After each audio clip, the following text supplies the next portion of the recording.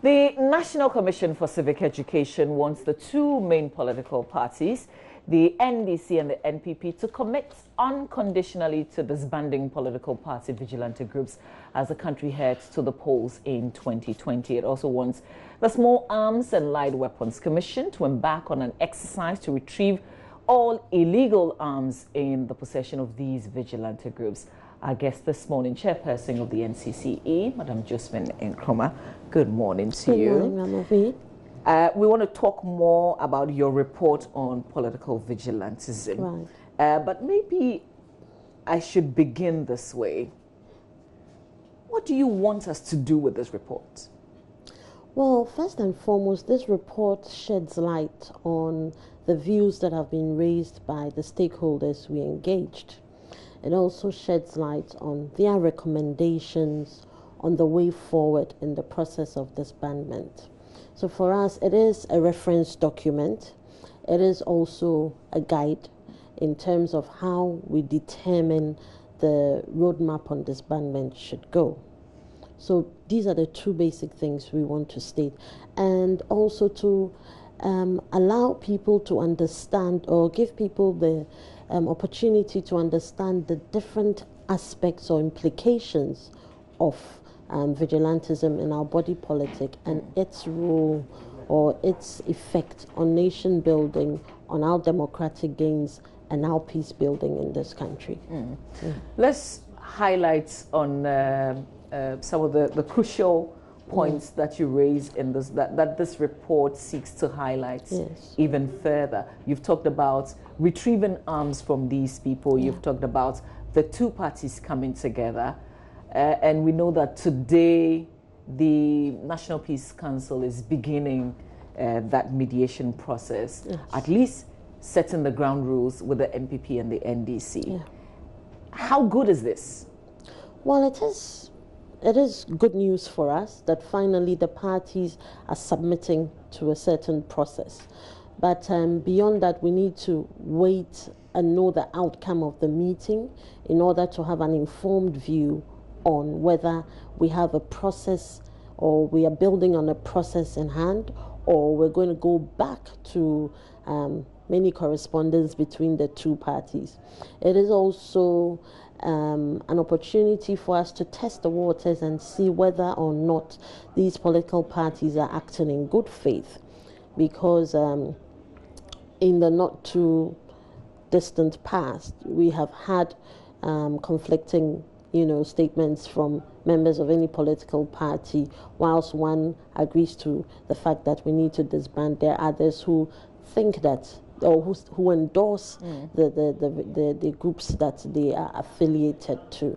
So in that regard, I think it's important for us to listen to them and then determine which way we are going. But also beyond that, it also serves as an opportunity for other stakeholders to begin to make an input into that process. I don't think that if we leave the two parties alone, they can holistically go through the process of disbandment. They must necessarily rope in or collaborate with other agencies, civil society organizations, faith-based organizations, like I said, other agencies like the Small Arms Commission, for instance, the National Commission for Civic Education, their mediator currently, the National Peace Council, the Ghana Police Service itself, the judiciary. I think they all have critical roles to play in this process, and nobody should be left out. We need to have a cohesive whole in trying to address this problem. So we don't want to be working at cross purposes at the moment. If we all agree that these groups are not necessarily nurtured by the political parties, except that they give protection and they work for the parties, but I think we've come to a certain conclusion, and if I'm wrong, please correct me, that there are individuals who sponsor these groups. And indeed, yesterday you said they should channel that sponsorship to creating jobs. Yes. Then I'm wondering what the political parties would necessarily do at this table, since directly they may not be in charge of the groupings. Well, there's a lot to be said for that, and nobody has said categorically you know, that they are strictly groups that operate on their own. They have membership, they have members in the parties that sponsor these groups for and on behalf of the party, and sponsor these groups to the benefits, in quotes, to that party.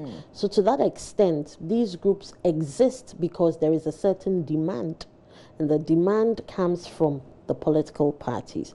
And if there is that demand, then it means largely they control a certain market in that vigilante space. And if we can agree on that, then of course I believe strongly that the party's role in disbanding is critical to this. But also there's that complex situation which brings into focus what you've mentioned, because you also have ad hoc groups that are not necessarily affiliated to any particular political party, but which we are told their services are procured as and when they are needed. And so these groups operate loosely, and really to some extent they are the loose cannonballs that we have in our midst. And you find these groups also existing within the illegal galamsey. That's the galamsey. You find them acting as land guards, you know, so you have a certain build-up of criminal cells who think that they can ply a certain commodity because it's on demand. So where there's no demand, I strongly believe that we would see a reduction in the activities of these groups. Okay. Do you have a certain strategy to identify those who sponsor these groups so that you can make a direct call on them to channel those energies into creating opportunities, job opportunities, so these persons can do proper work? Well, as I've said, the political parties are key to this, and they are the ones who know the members in their groups who sponsor these activities. So they are best placed to speak to their members or to prevail upon their members not to sponsor these groups. So, you know, it's their own business. They know what they're doing. You've had some of them who have come out and specifically stated, I look after these boys, I take care of them. So those are the first ones you can go to. But beyond that, I'm sure there are those who do it on the quiet, but nonetheless, the party is aware. But when we put the onus on the parties to act, because by and large, these groups act for the parties or to the benefit of the parties, they would have to set up and ensure that they are able to identify these. We are asking for, or we've recommended, we've proposed that you have a certain registration process in order to identify these people, not necessarily to prosecute them, but more to reintegrate them, to look for certain, you know, provide them with skill set and employment. Because one of the critical factors that came out in our consultations was that a lot of the groups do this because of unemployment and poverty. And so if they are provided the necessary skill set and they are provided employment, then they have other means of raising income rather than plying a trade of violence, because that is all they know and that is all they have. And of course also because it is on demand. Crucially, you talk about weapons. Yes. What do you know? What did this report find that you think we can get arms? When you say, I think you can get arms, what do you mean? So you think there's some work for the Small Arms Commission to do as we seek to disband? Yes. Then we will retrieve arms as well. So I'm wondering the work that the commission did in the background. For instance, how much would we find, for instance? Well, we don't know specifically how much arms you'd find, but if you look at the incidents of vigilantism, there's always the use of arms in there, and so it's critical. It just tells you a story that there are arms out there and they are being used by these vigilante groups. We need to find those arms. We need to retrieve those arms and put them where they need to be. And I think the Small Arms and Light Weapons Commission and the security agencies generally should be able to determine where and who has those arms. I know the small arms in the past has sought to retrieve arms, generally in the general public space, but this time round we think it should be targeted at the vigilante groups in order for them to voluntarily or mandatorily, hand in their weapons. Yes. Was there a role for the churches? Because I recall not too long ago there was Bishop Charles Ajinasari who came out really strongly. I mean, they tried to be involved. So is there a specific role for them? Well, I think the churches have a role to play. And the churches, when we engage the Christian Council of Ghana, the churches, the Christian Council of Ghana has agreed that they would use their platform to speak. So the churches would be doing the soft skills. Okay. Yes, they'll be doing the soft skills in collaboration with NCCE and other civil society organizations. So they'll be doing the kind of programs that, orient young persons in their space not to join these groups or speak up against these groups. So largely that is what the churches would be doing. So theirs is to work on the mindset of the young ones. That is what we. I don't know what kind of collaboration you did with this report with the police, for instance. They've called for support in the past, and I'm directly wondering how this report will help them. How can they use it?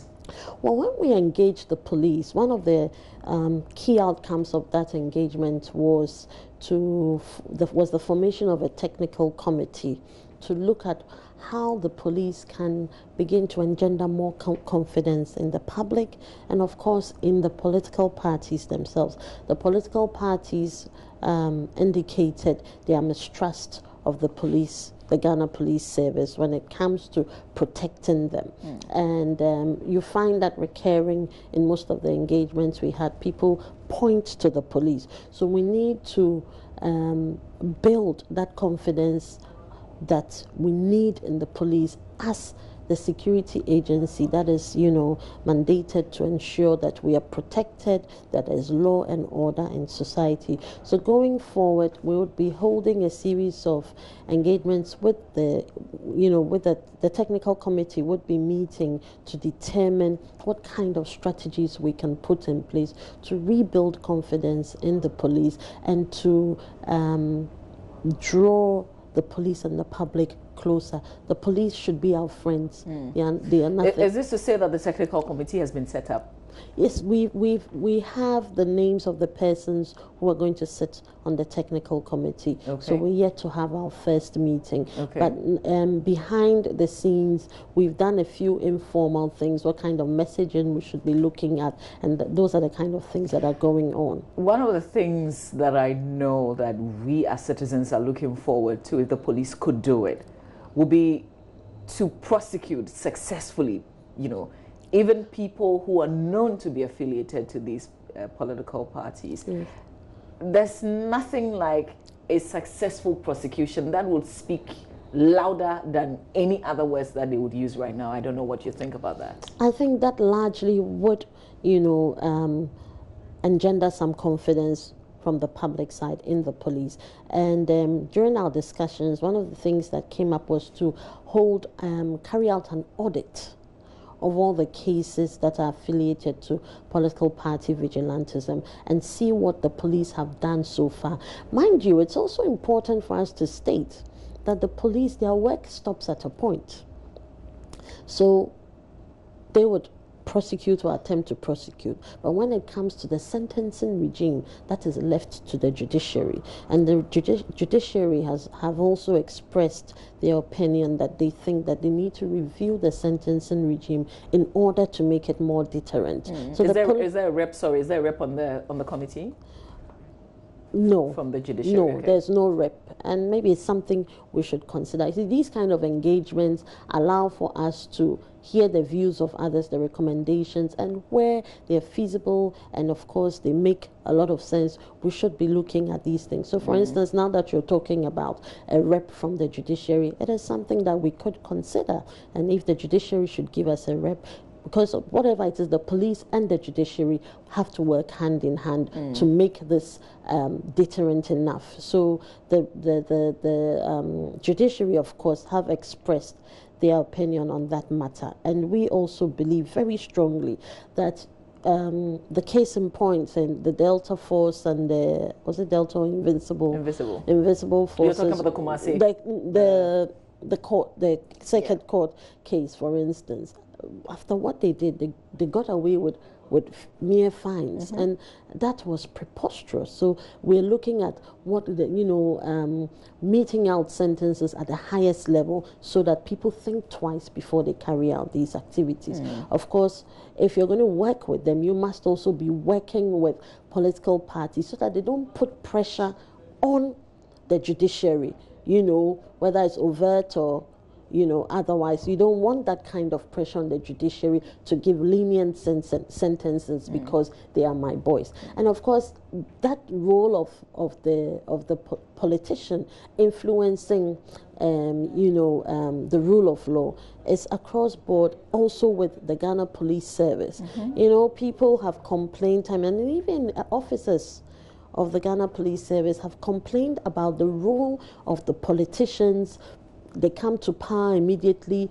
They want their foot soldiers to be recruited into the Ghana Police Service, whether or not they have the mindset, whether or not they've done a psychoanalysis on these characters to determine if they have the kind of socialization that allows you to even put a weapon into their hands. Now also you have them coming in as foot soldiers. So they come in with a partisan approach. And as they get into the force, where there is lawlessness and you expect them to crack the whip, if they think that these people are affiliated to my political party, they may tend it. And that is what creates that mistrust. Yeah. But it is mistrust that most of the time the politicians have brought upon themselves. Yeah. And we must begin to look at that. And then it brings into sharp focus again the issue about even the constitution of the police council. If you look at Articles 201, 202, 203 of the Constitution, for instance, you find that the appointees are heavily dominated by the president. You actually have the vice president who sits, and this police council is there to provide policy, guidelines on policy, administration, and operations. So the mindset of some of the stakeholders is that where you have a police council that is so heavily dominated by the president, they would only do the bidding of the president, and therefore they cannot act independently. But one would think that in a certain position, or when you are appointed in a certain position, you will shed off any form of partisanship and act with assertion and independence. But largely, people continue to hold the view that that has made it difficult for police, the Ghana Police Service and other heads of security agencies to act with that sense of independence. And of course, it has also brought into question the security of tenure for officers in the Ghana Police Service. But this is a bigger conversation on certainly. Constitution review. Yes, constitutional reform. In fact, if you look at the last Constitutional Review Commission's report, one of the things that came up was this very subject we're talking about, the subject about whether the president should appoint heads of security agencies. And in fact, in that report, it indicated that you cannot appoint, or it was recommended that they should leave the appointment process as is at the time. But of course, we have evolved. And right now, people think, no, actually, that is beginning to be a problem. And it's natural. So society is dynamic. We change. And so when our needs and aspirations change, if it has any bearing on the Constitution, then we should have a means of redressing or addressing these challenges. Yeah, but we know that that is a really big one. Oh yes, it is. We so may not. So if you look at our report, we had immediate, short, medium, and long term. So the constitutional reform process, for instance, is in the medium to long term. But for now, our immediate recommendation is that firstly, the parties should submit. They should, disband. They should say, we are disbanding these groups. And from there, the process begins. We should then move on to short-term measures of registering those individuals in these groups, retrieving the arms from them.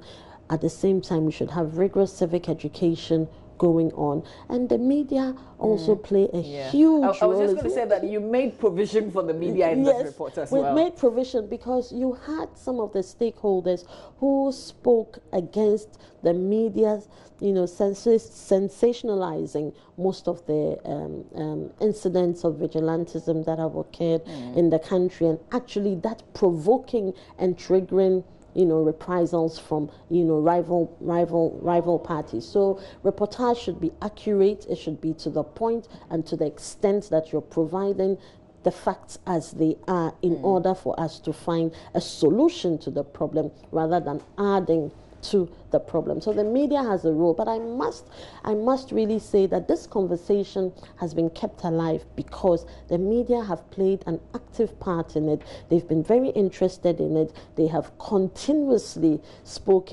called on NCCE, NPC, the political parties, and really that is the essence of the media as well in this particular regard. So we'll urge the media to continue to speak as we go into the talks this morning, NPC with the two political parties. Media, I'm sure, would find their space there. We'll be nosing around, even though it's a closed door meeting. I know you'll hold them to it, so we're looking forward to that. But I was just real quick on the media issue. I wonder if you appreciate, because we do English and we do the local languages as well. And programming in local languages won't be the same as in the English language. Did that cross your mind? Is there room for it? Because sometimes when you're speaking in Chi, for instance, it comes across as though you're fighting. But you're not really. You're just expressing your opinion. It's just the form that it takes. No, I don't necessarily think so. I think our language allows us to be temperate. If you say that, then it's as if to say that when you're speaking the local languages, you can't be temperate at all. No, you can. Yes, and I strongly, I think it is to composure. It will be as if I'm coming at you, but I'm not really. I actually, when you're speaking. When we're speaking our local language, the gestures and they are more animated, I must say. But so that in itself should guide the media in their reportage, that you need to be temperate. You don't need to do anything that evokes some extreme excitement or enthusiasm that is negative in respect. So I think it's very important for us to begin to sensitize media on their role in contributing to uprooting this canker, and let them understand that reportage in itself will not do that unless you're doing it in a particular way that does not provoke other people. That, I think, is very critical to the conversation we are having around vigilantism. Absolutely. All right. Just, in wrapping up, we've talked about what you want us to do with this report, but would you be monitoring it as well? How is it going to be? Well, we would be monitoring what goes on between NPC and the two political parties. And NPC is a sister organization, and we've worked closely with them even on this matter. They're one of the key stakeholders we engaged, and we believe that they have a critical role to play in this process. So we would be monitoring, but NCCE has reiterated that we would continue this conversation. We have to persist until we find a resolution to this conversation. And for that matter, as we're going into 2020 elections, it's very important that we keep the conversation alive and take urgent steps to find some solution to it. Because if we don't, and if Ayawaso is anything to go by, then 2020 is not looking very pleasant.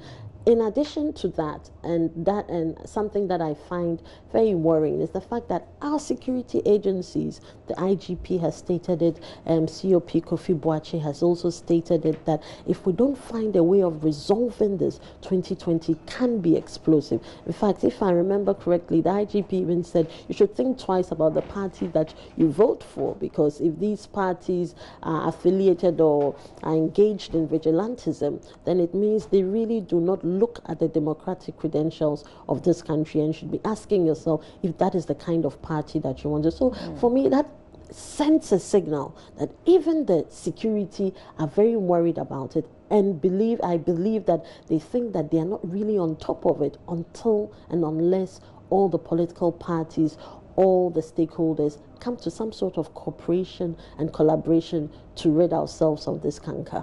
Just one last thing that we do. I want us to listen to the chairman of the Peace Council on today's exercise.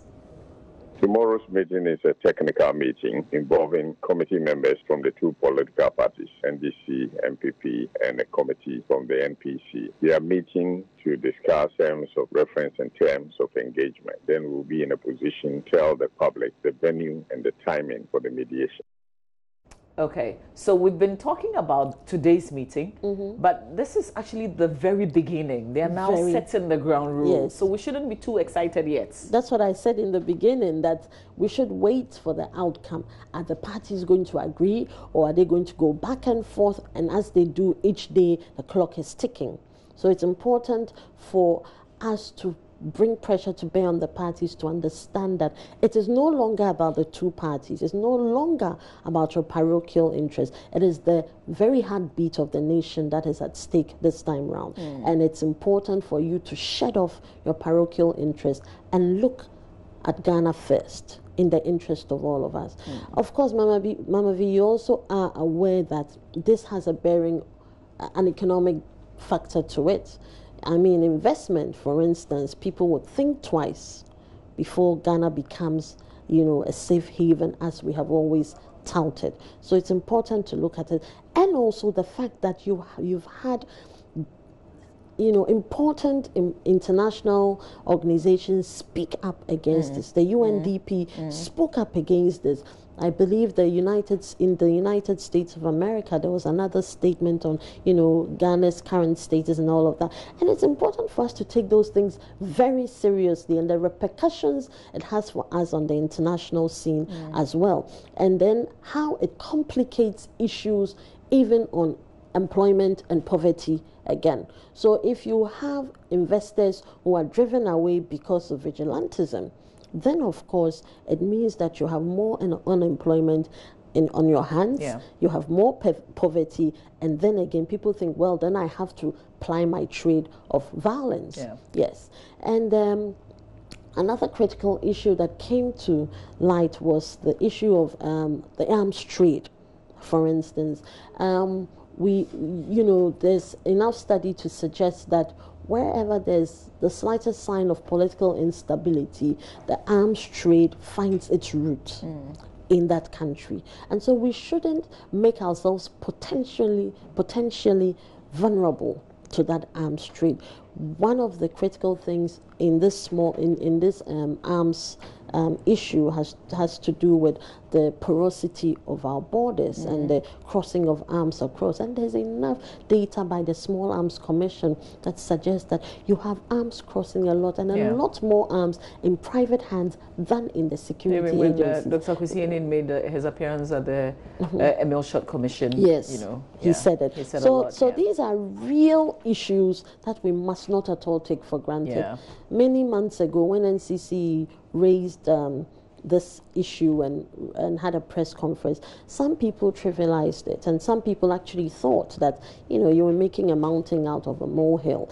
But I'm happy that today a lot more Ghanaians, and that has been validated by a CDD research that suggests that over 80% of Ghanaians do not want to see vigilantism in our body politic. It tells you a lot that Ghanaians are fed up with this. We are fed up with the activities of political party affiliated violence. We're fed up with the politicians using violence because elections has become a do or die affair.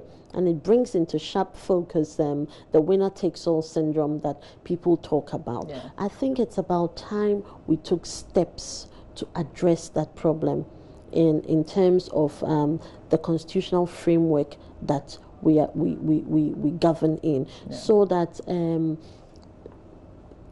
elections that is no longer a do or die affair, because if I don't win elections, I've lost everything, and if I win elections, I've gained everything. We need to move away from that and do more consensus building and more balance of power in order for us to move forward in these times. Thank you for being consistent even with this issue. You've been and I think I find it fascinating that you don't get tired of it. I think it's a good thing because you also inspire us to move on with our campaign, this Ban Party Militias now. So thank you so much.